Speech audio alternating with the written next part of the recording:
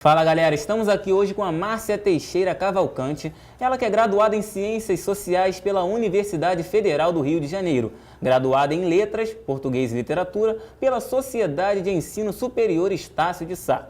Atua na área de Ciência da Informação, Ciências Sociais, com ênfase nos temas Memória, Patrimônio, Centros de Documentação, Ética na Ciência e Gestão do Conhecimento. Mestrado em Ciência da Informação pela UFRJ, doutorado em Ciência da Informação também pela Universidade Federal do Rio, além de participar de grupos de pesquisas do Conselho Nacional de Pesquisa, o CNPq, pela Universidade Federal Fluminense. Contribui também com seu conhecimento nas áreas de informação, memória e gestão do conhecimento e técnicas para a preservação do conhecimento gerado pelas pesquisas do Instituto de Energia Nuclear. Olá, Márcia, tudo bem? Tudo. É um prazer recebê-la aqui. Agora explica pra gente o que te levou a cursar a Faculdade de Ciências Sociais. Toda vez que alguém me pergunta isso, eu costumo dizer que foi por conta de ter estudado Sociologia no ensino médio. Eu tive, durante os 3 anos do ensino médio, a disciplina de Sociologia.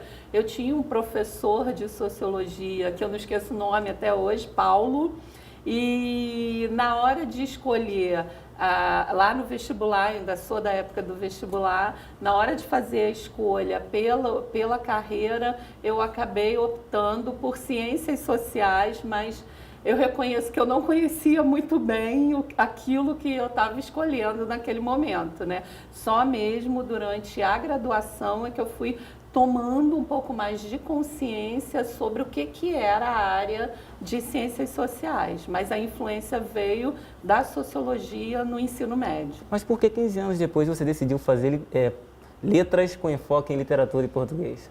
Porque literatura sempre foi uma área que eu amei, que eu amo, perdão, né? Assim, desde criança que eu tenho verdadeira paixão por livros, por leitura. Então, quando eu fui fazer o curso de letras, eu não fui especificamente imaginando que eu iria atuar no campo de português ou no campo de da literatura, perdão. Eu fui fazer porque eu queria conhecer melhor, eu queria de algum modo estudar mais profundamente as teorias literárias, conhecer a área, conhecer o campo. Foi mais por capricho, digamos assim, mas que colaborou também muito na minha formação, me deu uma base muito boa, até mesmo no campo das ciências sociais. Já deu aula nessa área? Nunca. Por quê? Porque eu não me sinto segura para trabalhar com português, né? Eu acho que tem que ter uma dedicação, estudo, e como eu venho sempre pelas ciências sociais, né? Então acabei nunca me aventurando no campo de letras, né? Da nossa literatura, qual é o teu autor preferido? O meu, vários, né? Tenho vários autores preferidos, mas Machado. Imagina, eu leio. Concor, né? Eu leio desde que eu era garota, por incrível que pareça, que eu leio Machado de Assis desde que eu era criança. E eu tenho verdadeira paixão por ele, né? Machado, eu confesso que eu sou fã da trilogia. Algum livro dele te chama atenção também? Que eu amo, obviamente, é Dom Casmurro, né? Casmurro, Que é o que eu leio. Eu costumo sempre brincar, inclusive até com a minha filha, que também adora. Eu falo assim, quando eu estou começando a esquecer, eu tenho que pegar e ler de novo. Então eu já perdi a conta de quantas vezes esse enigma da traição... Qual a conclusão que você chegou? Então, não sei, eu acho que não. Eu sempre sou a favor da Capitu, entendeu? Eu acho que ela não traiu o Bentinho. Eu acho que é um pouco de ciúme dele também. Também acho. Ele enfatiza tanto, né, que o filho dele parece com um amigo. Ele chega e ele fica cego de... Na verdade, até que ponto que parece mesmo, até que ponto ele criou, ele projetou aquilo na criança, né? Então, eu sempre sou a favor da Capitu. Então, Márcia, fale um pouco sobre a sua atuação na área de ciência da informação. Então, para eu falar da ciência da informação, eu tenho que voltar lá na minha graduação em ciências sociais, né? Quando eu estava fazendo a graduação, eu comecei a trabalhar com pesquisa, iniciação científica, né? Eu ainda era da época que a gente tinha iniciação científica e aperfeiçoamento depois. A iniciação durante a graduação e a bolsa de aperfeiçoamento era depois que a gente estava graduado. E durante a graduação, eu fui trabalhar num centro de documentação. Arquivo, mesmo chamado de arquivo, ele é um centro de documentação, o Arquivo de Memória Operária do Rio de Janeiro. O arquivo, ele era um núcleo de pesquisa lá dentro do Instituto de Filosofia e Ciências Sociais da UFRJ.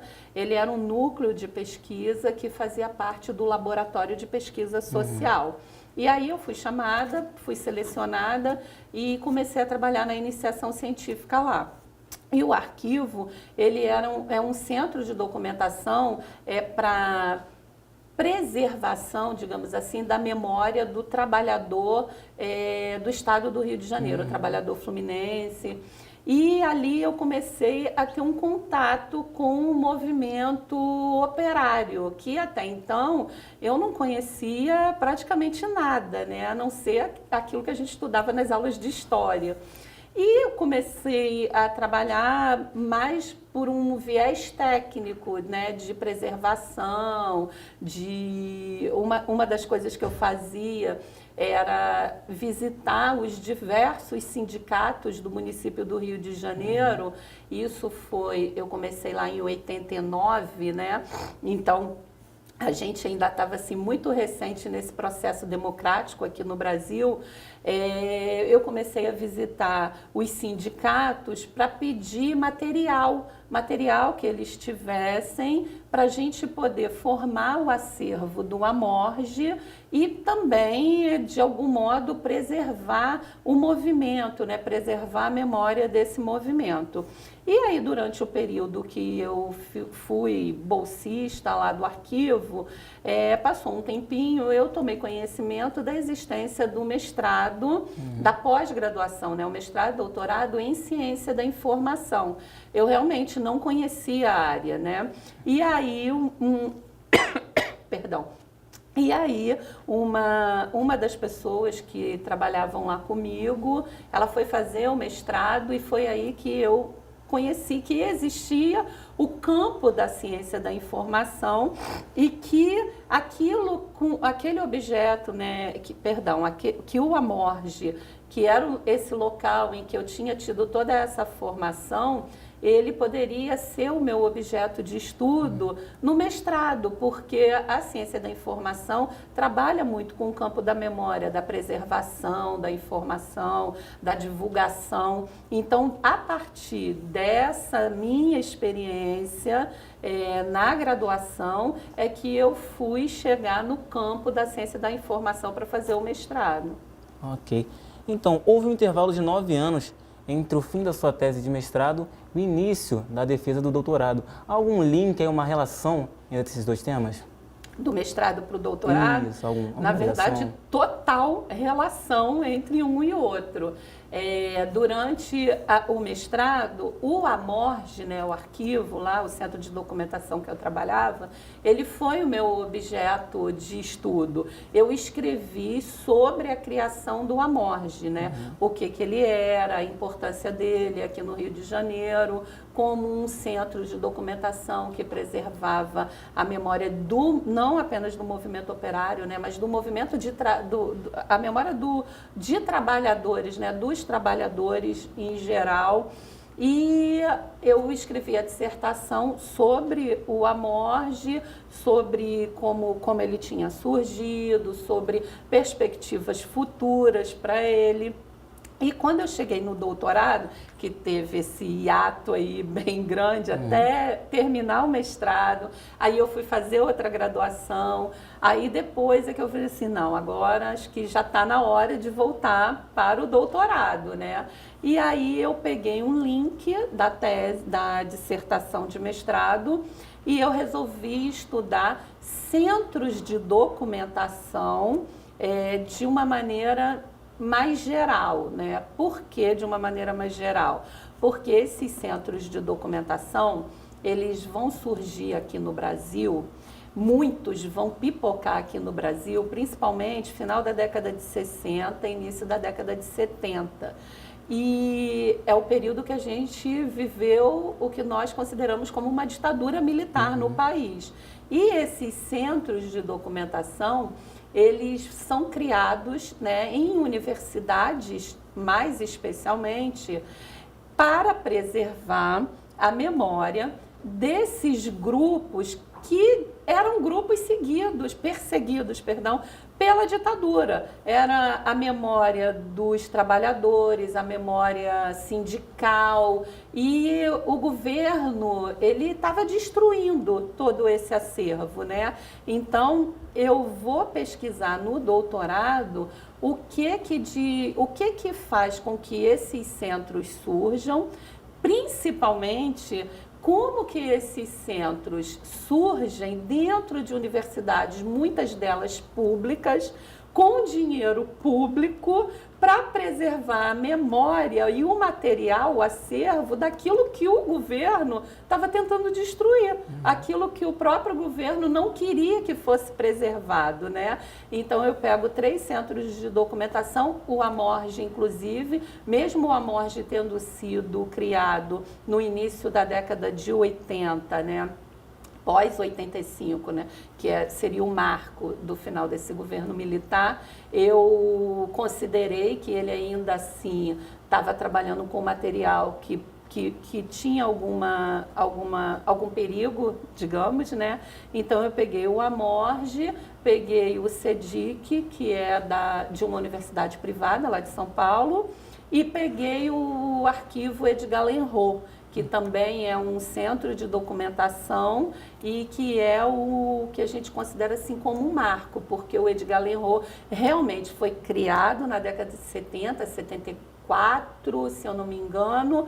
Ele ficou escondido na Unicamp, ninguém sabia onde estava o acervo, os professores que criaram escondia, eles ficavam mudando o acervo de lugar por conta do perigo da ditadura, por conta do perigo da destruição. Então eu vou pesquisar isso durante a minha tese de doutorado para tentar encontrar alguns indícios de como esse movimento tão contraditório naquele período consegue e como que isso é importante para a gente hoje ter essas fontes, poder ter acesso a esse material. O operário hoje, ele tem conhecimento desse acervo?